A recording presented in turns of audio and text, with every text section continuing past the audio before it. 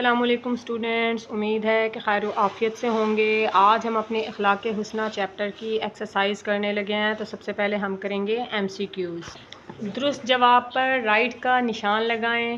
Number ایک ہے رسول کریم خاتم النبیین صلی اللہ علیہ وآلہ وسلم کی ساری زندگی قرآن مجید کی تھی۔ تشریح، وضاحت، تفسیر، عملی تفسیر۔ درست جواب ہے تفسیر۔ نمبر 2، فدق کے رئیس نے غلہ بھیجا 2 اونٹوں پر، 3 اونٹوں پر، 4 اونٹوں پر، 5 اونٹوں پر، تو درست جواب ہے 4 اونٹوں پر۔ نمبر 3 ہے آپ خاتم النبیین صلی اللہ علیہ وآلہ وسلم کا فرمان ہے، خدا کی قسم وہ مومن نہ ہوگا جس کا پڑوسی اس کی ڈیش سے بچا ہوا نہ ہو، ریشہ دوانیوں، فتنہ انگیزیوں، سازشوں، شرارتوں، تو درست جواب ہے شرارتوں۔ نمبر 4 ہے آپ خاتم النبیین صلی اللہ علیہ وآلہ وسلم فصل کا میوہ سب سے پہلے عطا فرماتے، کم عمر بچے کو، نوجوان کو، ادھیڑ عمر کو، ضعیف العمر کو، تو درست جواب ہے کم عمر بچے کو۔ نمبر 5 ہے آپ خاتم النبیین صلی اللہ علیہ وآلہ وسلم کی حیات مبارکہ کا عرصہ لڑائیوں میں بسر ہوا 8 برس، 9 برس، 10 برس، 11 برس، تو درست جواب ہے 9 برس۔ نمبر 6 ہے حضرت ڈیش کو آپ خاتم النبیین صلی اللہ علیہ وآلہ وسلم کے گھر آنے کی خبر ہوئی تو باغ سے جا کر کھجوروں کا ایک خوشہ توڑ لائے۔ خوشہ گچھا، اس کا پہلے بھی میں نے بتایا تھا۔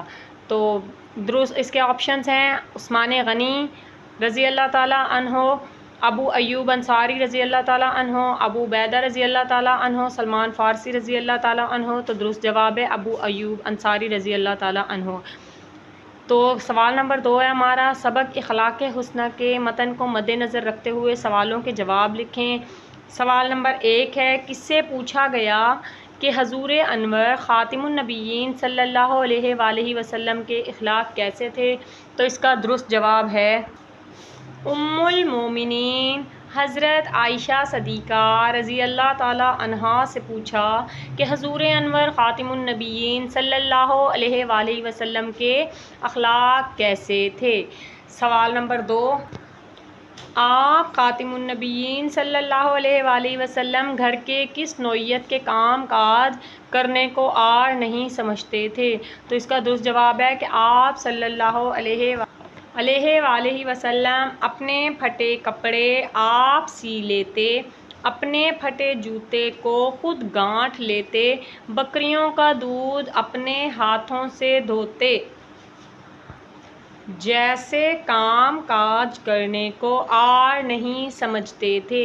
سوال نمبر 3 ہے اس کے ساتھ ہی، مسجد نبوی صلی اللہ علیہ وآلہ وسلم کے بنانے اور خندق کے کھودنے میں آپ خاتم النبیین صلی اللہ علیہ وآلہ وسلم نے کیا کردار ادا کیا؟ تو اس کا درست جواب ہے مسجد نبوی کے بنانے اور خندق کے کھودنے میں سب مزدوروں کے ساتھ مل کر آپ خاتم النبیین صلی اللہ علیہ وآلہ وسلم نے بھی کام کیے۔ سوال نمبر 4 ہے اگر کسی ایسے شخص کا انتقال ہوتا جس کے ذمے قرض ہوتا اور اس کے بارے میں آپ خاتم النبیین صلی اللہ علیہ وآلہ وسلم کا کیا ارشاد تھا؟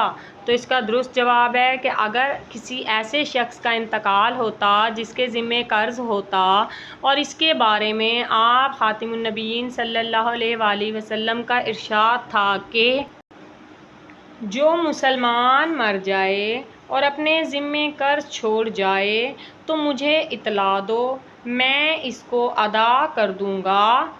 اور اس کے ساتھ اب کوسچن نمبر 5، آپ خاتم النبیین صلی اللہ علیہ وآلہ وسلم کا پڑوسیوں کے بارے میں کیسا سلوک روا رکھنے کا فرمان ہے؟